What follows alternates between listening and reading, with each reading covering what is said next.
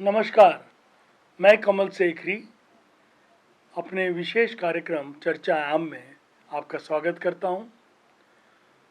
तो कहते हैं ना, कोई बात निकली तो दूर तलक जाएगी, और वो दूर तलक पहुंचाने के लिए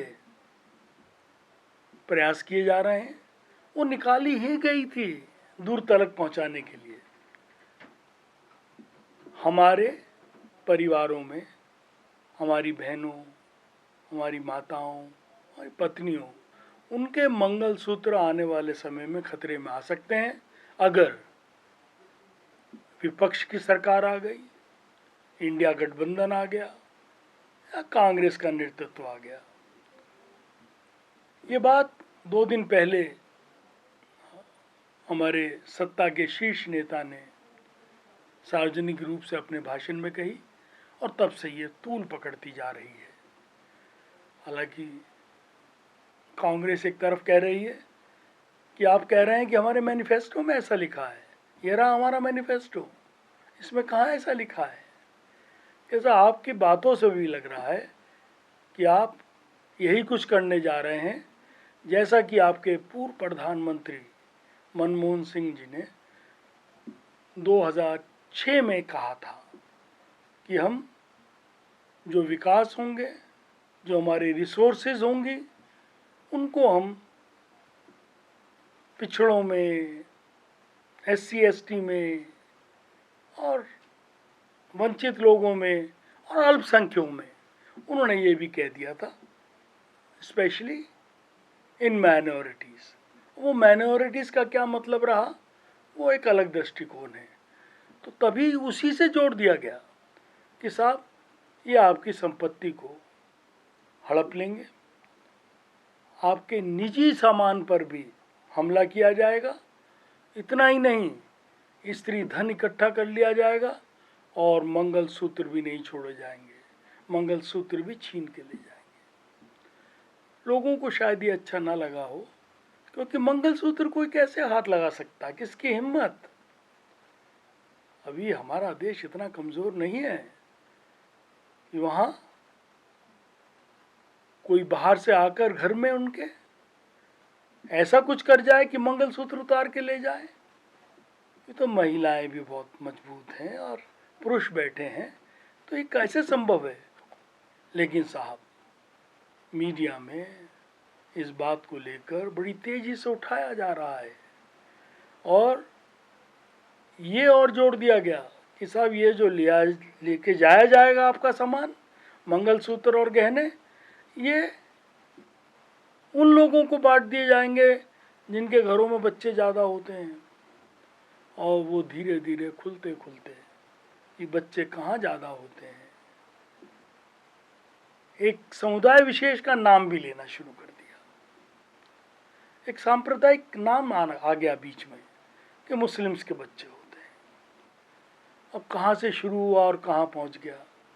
यही डर था कि चुनाव से पहले जब कहीं कुछ नहीं बचेगा किसी के पास कहने और सुनने के लिए, जब कोई मुद्दा काम नहीं आएगा, तो तुर्फ का पत्ता लगाया जाएगा। जैसे लगाते हैं ना ताश में तुर्फ का पत्ता, ये हुक्म का इक्का फेंका जाए। वो फेंक दिया हिंदू मुस्लिम बनाने के लिए। और हमारे मीडिया ने जो पिछले कई सालों से एक तरफा सब कुछ कर रहा है, और इतना ही नहीं, 2 सालों से तो वो हिंदू मुस्लिम कर रहा हर डिबेट जो उनकी हो रही है, चाहे किसी नाम से हो रही हो, उनमें हिंदू मुस्लिम हिंदू मुस्लिम हिंदू मुस्लिम होता रहा। और फिर लौट कर वही हिंदू मुस्लिम आ गया। और वो मीडिया जिसे हम गोदी मीडिया कह देते हैं, कभी सूरजमुखी कह देते हैं, और उन्हें लाभार्थियों की श्रेणी में भी गिन लिया कि सब वो लाभार्थी मीडिया, वो उसको बड़े जोर से उठा रहा है, इस पर डिबेट कर रहा है। इतना ही नहीं, पाकिस्तान के मीडिया में हमारे नेताओं के इस बयान को लेकर क्या चल रहा है, इस पर भी बातचीत शुरू हो गई। पाकिस्तान के कुछ पत्रकार जो कई सालों से, वही 5, 7, 8 पत्रकार गिनती के, उनको उधर से आमंत्रित करके बिठा लिया जाता है ऑनलाइन, और उनसे वो बातें पूछी जाती हैं कि बताइए इस बारे में आपकी क्या प्रतिक्रिया है। वो क्या बताएंगे प्रतिक्रिया, वो तो पहले से तैयार बैठे हैं। वो उधर से गाली देते हैं, वो इधर उधर से अपशब्द बोलते हैं जो हमें यहाँ बुरे लगते हैं। ये भी मान लीजिए, आप मानेंगे पाकिस्तान से जो मीडिया बोलेगा, पत्रकार बोलेंगे, वो किस नज़र से बोलेंगे? वो सीधा हिंदुओं पर हमला करते हैं।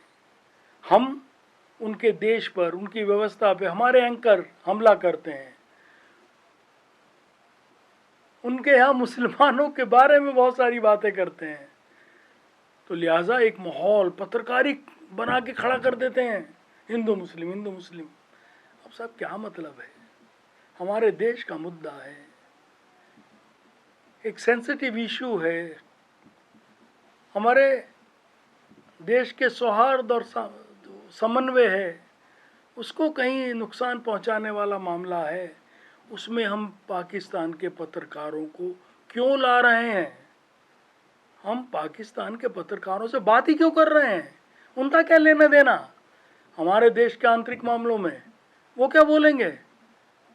ये एक सुनियोजित ढंग से किया जाता है, प्रोफेशनल्स को वहाँ से इन्वॉल्व कर लेते हैं, और वो लोग जो इधर से चाहा जाता है कि बोलिए वो बोलते हैं, और हम इधर से अपना पक्ष रखते हुए जो बोलते हैं, उससे वातावरण प्रभावित होता है। एक और बात कल सामने आ गई कि साहब एक कांग्रेस में कहीं राजीव गांधी जी के समय में 2, 2.5, 3 दशक पहले सैम पिथरोड़ा नाम के एक एडवाइज़र थे, जो राजीव गांधी की सरकार में एक एडवाइज़र के रूप में थे, आईटी के लिए, डिजिटल के लिए। उस समय कंप्यूटराइज शुरू हुआ था, तो वो साइंस के मामलों में एडवाइज़र थे। उन्हें अमेरिका गए हुए कई साल हो गए। अब कांग्रेस से उनका प्रत्यक्ष नहीं है मामला, उनका इंटरव्यू ले लिया वहीं पर बैठे बैठे कि साहब ये जो मामला चल रहा है हिंदुस्तान में, इस पर आपका क्या विचार है?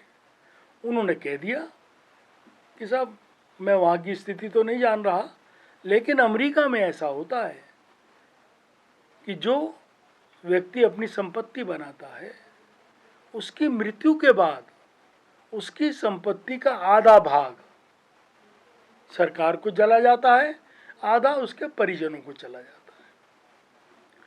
अब ये इशू बना लिया कि साहब ये तो कांग्रेस के नेता कह रहे हैं कि ऐसा नियम आ सकता है कि आधा सरकार ले ले और आधा परिवार पे रह जाए। अब वो आधा सरकार लेके क्या करेगी आप जानते हैं। अब इसी बात को उठा दिया गया कि वो आधा सरकार लेकर उन्हीं लोगों को बांट देगी जो हमारी आशंका है। हम संकोच भी कर रहे हो नाम लेने में, बताने में, पर वहाँ तो खुल के बोला जा रहा है। क्योंकि हमारे समय में जब पत्रकारिता थी तो उसके मापदंड, उसके नियमों में यह आता था कि अगर दो संप्रदायों के बीच झगड़ा भी हो जाए तो मीडिया लिखने में और बोलने में संप्रदाय का नाम नहीं बताएगा, हिंदू मुस्लिम की बात नहीं करेगा। वो सिर्फ ये कहेगा दो संप्रदायों के बीच झगड़ा हुआ, एक संप्रदाय के इतने लोग घायल हो गए, दूसरे संप्रदाय के इतने लोग जख्मी हो गए। पाबंदी होती थी इस बात पर, और एक नैतिक जिम्मेदारी भी पत्रकार समझते थे कि हमको देश का वातावरण बना के रखना है, तो हिंदू मुसलमान की बात नहीं करनी है, ना मंदिर मस्जिद की बात करनी है। अब वो सब ताक पे रख दिए गए। अब तो मामला बनता नहीं, बनाया जाता है, और मीडिया थोड़ी सी आग लग जाए तो इतना तेज घी डालता है उसमें कि वो आग की लपटें निकल आए, बहुत कुछ जल जाए। तो हमें रोकना है। ये जो आग बार बार लगाने की प्रयास किए जा रहे हैं, और जो लाभार्थी गोदी में बैठा हुआ मीडिया है, जो घी डाल रहा है लगातार, उस पर विचार करना है, उन चीज़ों को मानना है, उन चीज़ों को अमल में लाना है जो हमारे सौहार्द को ना बिगाड़े, जो हमारे पारस्परिक प्रेम को ना बिगाड़े, जो हमारे देश के, राष्ट्र के वातावरण को ना बिगाड़े। मीडिया की बातों पर उतना विश्वास ना कीजिए, अपने विवेक से काम लीजिए, देश को बचाइए, राष्ट्र को बचाइए, यही प्रार्थना है।